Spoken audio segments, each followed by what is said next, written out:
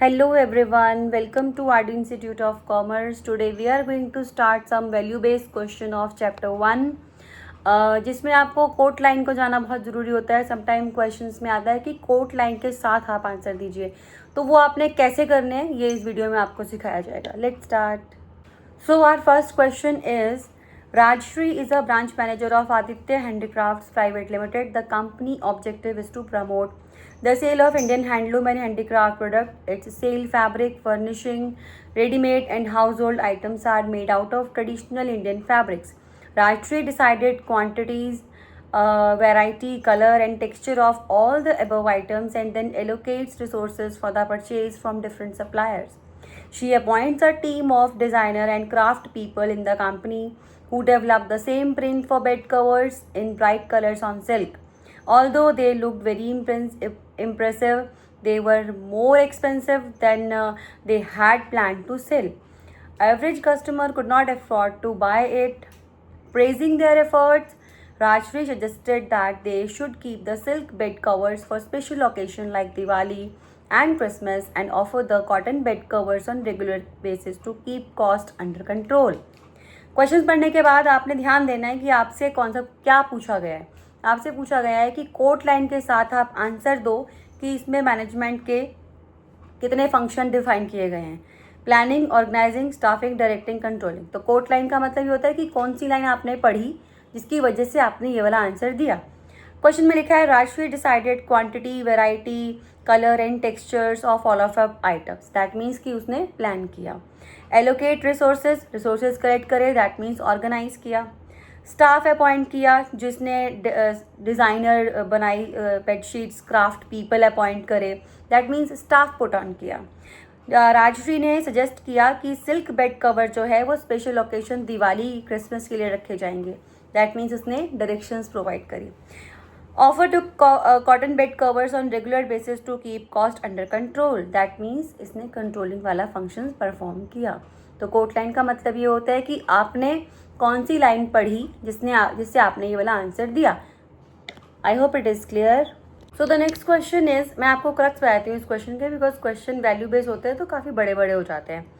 जोश एंटरप्राइजेज नाम की एक कंपनी है, उन्होंने एक मीटिंग रखी है अपने एम्प्लॉयज़ के साथ और उनका मेन मोटिव जो है वो ये था कि 20% सेल्स टारगेट को कैसे इम्प्रूव किया जाए, है ना. और इस ऑब्जेक्टिव को पूरा करने के लिए काफ़ी सारे प्लान्स बनाए गए. काफ़ी टाइम के बाद बिजनेस एनवायरनमेंट को समझा गया कि कैसे अपने गोल्स को पूरा किया जाएगा और सिचुएशन के साथ कैसे चेंज किया जाएगा. कंपनी ने सक्सेसफुली अपना जो टारगेट था वो पूरा कर लिया. अब आपको ये बताना है इस क्वेश्चन में कि इनमें से कोट लाइन के साथ आपको आंसर देना है कि कैरेक्टरिस्टिक्स कौन से मैनेजमेंट के हाईलाइट हो रहे हैं. कैरेक्टरिस्टिक्स हाईलाइट हो रहे हैं इसमें गोल ओरिएंटेड, बिकॉज उस मीटिंग का गोल था 20% सेल्स को इंक्रीज करना.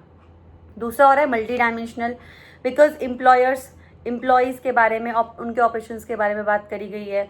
तीसरा है डायनामिक नेचर, जो फीचर होता है फंक्शन का, फीचर्स का, कि इसमें क्या होता है कि इन्वायरमेंट की स्टडी करना सो दैट कि अपने इन्वायरमेंट को उसके साथ अडेप्ट हो जाए हमारा जो बिजनेस है वो. नेक्स्ट क्वेश्चन हमको कहता है कि गोल्ड लैंड प्राइवेट लिमिटेड नाम की एक कंपनी है और वो 5000 बैग जो है वीट के प्रोड्यूस करती है. 10 किलो का उनका बैग होता है और पिछले साल के कंपैरिजन में इस साल वो 4500 बैग्स ही प्रोड्यूस कर पाई है. जबकि कंपनी ने कॉस्ट ऑफ प्रोडक्शन पर बैग पिछले साल के कंपैरिजन में डिक्रीज भी करा है. और क्वांटिटी, क्वालिटी, पैकेजिंग काफ़ी अच्छी होगी इस साल उनकी, लेकिन प्रोडक्शन जो है 5000 से 4500 पे आ गई है. तो यहाँ पे मैनेजमेंट का कौन सा कॉन्सेप्ट इग्नोर किया गया है. देखो, अगर आप चाहते हो कि आपका काम टाइम पे हो और क्वालिटी अच्छी हो, क्वांटिटी अच्छी हो, दैट मीन्स आपके काम में इफेक्टिवनेस का होना बहुत ज़रूरी है, जो इस कंपनी ने नहीं किया है. यहाँ पे इफेक्टिवनेस जो है वो इग्नोर किया जा रहा है. This is the correct answer. So our next question is कि ABC लिमिटेड नाम की एक कंपनी है, इंजीनियरिंग कंपनी है. वो रोड, डैम, ब्रिज बनाती है और उनके पास अलग अलग डिपार्टमेंट्स है, human resource, marketing, finance, research. और वो जो टॉप लेवल है उस कंपनी का, वो सिंक्रोनाइजिंग वे में अपने काम को पूरा करता है और जिससे कि उनकी एफिशिएंसी और गोल्स बहुत जल्दी अचीव हो जाते हैं. जैसे जैसे टाइम बीतता है कंपनी ग्रो करती है और काफ़ी सारे ब्रांचेस खुल जाती हैं कंपनी की और सिंक्रोनाइजेशन जो है वो बहुत इंपॉर्टेंट हो जाता है कंपनी के लिए. डिपार्टमेंट हेड्स हैं, स्पेशलिस्ट हैं, टॉप मैनेजमेंट है वो अथॉरिटेटिव कमांड में काम ना करके दूसरे के व्यूज़ का भी सजेशन, दूसरे के जो व्यूज़ हैं उनका भी वेलकम करते हैं, उनके भी सजेशंस को लेते हैं, अपनी ईगो को क्लैश नहीं करते एक दूसरे के साथ। तो आपने ये बताना है कि मैनेजमेंट में कौन सा कॉन्सेप्ट हाईलाइट हुआ है। First of all synchronising word आ गया, दैट मीन्स ये कोऑर्डिनेशन है, तो कोऑर्डिनेशन हाईलाइट हुआ है। और दो इंपॉर्टेंट चीज़ें इसकी बताते हैं, कंपनी ने ग्रो किया, आपने पढ़ा क्वेश्चन में कंपनी ने ग्रो किया, और स्पेशलाइजेशन, उन्होंने अपनी ईगो को साइड में रख के एक दूसरे के साथ मिलकर के काम करने की सोची। That's the answer. और नेक्स्ट क्वेश्चन है कि अल्फा बीटा नाम की एक कंपनी है, they know the value of coordination in the organisation, कि कोऑर्डिनेशन होगी तो काम सारे अच्छे से हो जाएंगे, ऑर्गेनाइजेशन में डिफरेंट इंडिविजुअल डिपार्टमेंट सब बहुत अच्छे से चलेगा। तो जब अपने एम्प्लॉयज़ को हायर करते हैं वो तो उनकी एफिशिएंसी के हिसाब से उनको पे करते हैं। जो लास्ट मंथ आता है तो टाइम और क्वालिटी उनकी डेविएशंस को फाइंड आउट करते हैं ये अल्फा बीटा नाम की कंपनी जो है। अबव पैराग्राफ में आपने बताना है कि कौन सा फंक्शन मैनेजमेंट का इसमें हाईलाइट हुआ है। इसमें प्लानिंग हाईलाइट हुआ है बिकॉज वो उनको पता है कि गोल्स अचीव करने के लिए इंडिविजुअल डिपार्टमेंट्स का होना बहुत ज़रूरी है। दूसरा स्टाफ पुट ऑन किया है, और तीसरा कंट्रोल मीन्स डेविएशंस को फाइंड आउट किया है, दैट मीन्स कि उन्होंने कंट्रोलिंग भी बहुत अच्छे से करी है। That's the question. So next question में आपसे पूछा गया है कि वंडरलैंड कंट्री में प्रोफेशन को कैसे कंसिडर किया गया है। इसका आंसर ये है कि क्वेश्चन में लिखा है well defined body of knowledge because an actor has to read books written about acting.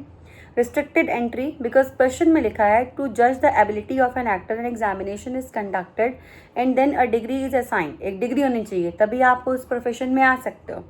तीसरा professional association actors in wonderland who are compulsory member of the organization. That's why we can easily say कि profession में आने के लिए well defined body of knowledge का होना ज़रूरी है। रिस्ट्रिक्टेड एंट्री होती है इसमें, no one is entered in that profession, and professional association का होना भी बहुत ज़रूरी होता है।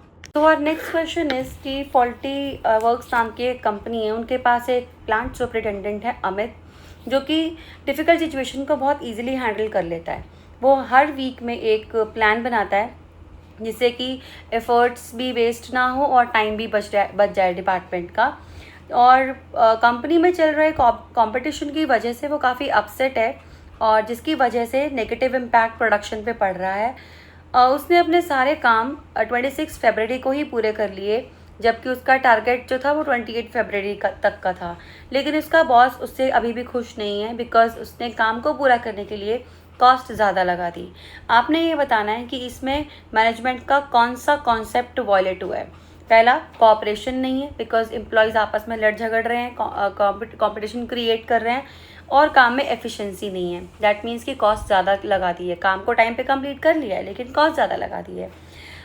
The concept of management being followed, वही कोऑर्डिनेशन होना चाहिए था काम में, इफेक्टिवनेस होनी चाहिए थी।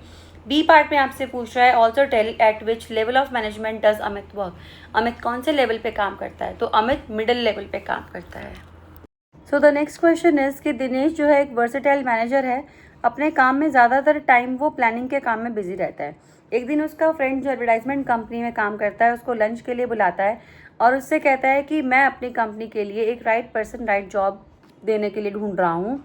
और जैसे ही दिनेश के जाने के बाद वो दिनेश अपनी कंपनी में भी ये चीज़ को अप्लाई करता है, और जिससे कि उसका जो परफॉर्मेंस है, जिसका रेवेन्यू जो है वो बढ़ जाता है।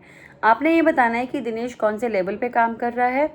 दिनेश जो है टॉप लेवल पे काम कर रहा है। What function was perform by his friends company. The function perform by friend company is staffing, जो उसकी फ्रेंड ने बताया वो स्टाफिंग का फंक्शन परफॉर्म कर रहा है। Which particular characteristics of management was achieve by Dinesh for his company. The feature of management achieved by Dinesh is a dynamic function. The best outcome was the adaptable nature of the company was turned into the after application of his learning. कुछ सीखा उसने। So our next question is सुराज जो है salesman है company में जो पेट accessories और food बेचती है। उसको टारगेट दिया गया कि आप 1200 यूनिट्स फूड पैकेट्स के एक महीने में बेचोगे और 10% का डिस्काउंट दोगे अपने कस्टमर्स को। इसके ये पूरा करने के लिए उसने टाइम पे काम पूरा हो जाए इसके लिए उसने 15% का डिस्काउंट दे दिया कस्टमर्स को। अब आप ये बताओ कि सूरज जो है वो इफेक्टिव है। यस, सूरज इज इफेक्टिव क्योंकि उसने अपना काम जो है एक टारगेट जो है पूरा अचीव कर लिया। विद इन अ मंथ उसने टारगेट को अचीव कर लिया। क्वेश्चन है इसकी रमन अर्जुन जो है वो एक IT फर्म में काम करता है सिस्टम एनालिसिस्ट के जॉब पर। उसने मास्टर्स इन कंप्यूटर साइंस किया हुआ है और उसका काम ये होता है कि सभी डिपार्टमेंट्स के हेड के साथ मिलकर के उसको बहुत क्लोज कोऑर्डिनेशन के साथ काम करना पड़ता है। रामानुजन जो है वो जल्दी समझ जाता है कि हर डिपार्टमेंट हेड का काम जो है इंडिविजुअल स्टाइल सबका अलग अलग है और वो जैसे ही कोई सिचुएशन आती है, कोई प्रॉब्लम आती है, तो उनके पास अपना एक्सपीरियंस है, अपनी क्रिएटिविटी है, अपनी इमेजिनेशन है और वो काफ़ी इनिशिएटिव तरीके से काम को पूरा कर लेते हैं। आपने ये बताना है कि मैनेजमेंट का कौन सा फीचर यहाँ पे अप्लाई हो रहा है। In the above case, management is being considered as an art because there is an existence of theoretical knowledge, personalized application because सब लोग अपने तरीके से काम पूरा कर रहे हैं, based on practice and creativity. जो आर्ट है वो प्रैक्टिस और क्रिएटिविटी पे डिपेंड करती है, तभी वहाँ के सारे मैनेजरियल हेड जो हैं वो अपने हिसाब से अपनी क्रिएटिविटी और अपने इमेजिनेशन से काम को पूरा कर लेते हैं। तो इसके साथ ही हमारा फर्स्ट चैप्टर जो है nature and significance of management ये कंप्लीट हो जाता है।